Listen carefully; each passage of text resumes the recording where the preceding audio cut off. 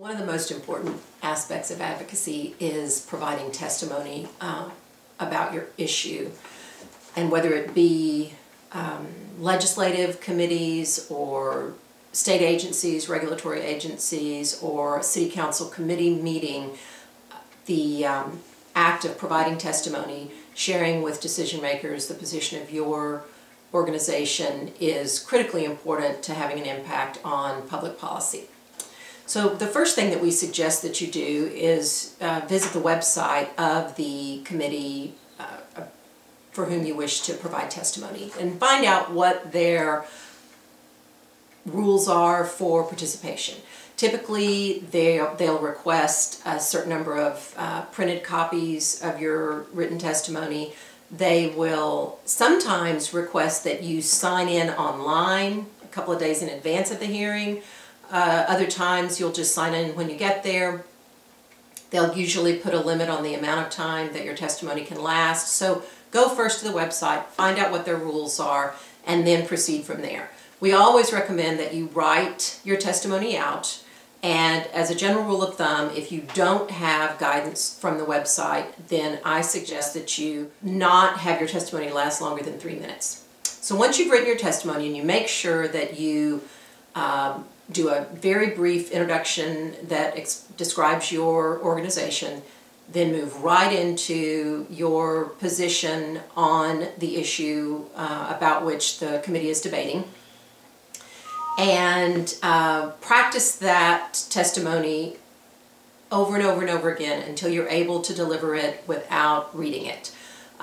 You can certainly bring notes with you, maybe on an index card with just the key points that you want to cover, but it's really important for you to try to know your testimony well enough that you do not read the testimony. That enables you to be able to make eye contact with the members of the committee. And so we think that's really important. As I mentioned before, you usually will need to bring some written copies so that the members of the committee can refer to your testimony later. If need be, you want to arrive at the hearing usually about 20 minutes prior to it beginning, and for two reasons. One, so that you can sign in. That usually puts you on the list of people to give public testimony, and the testimony is usually given in the order in which people sign in, so that puts you closer to the top. But the other reason that you want to get there early is that you want to hear all of the introductory remarks, and you want to hear any sort of discussion that the committee will have prior to taking public testimony. Oftentimes there will be resource persons or experts that will talk, and you want to hear all of their comments, and then you want, to the greatest extent possible, to hear the comments and remarks of members of the public.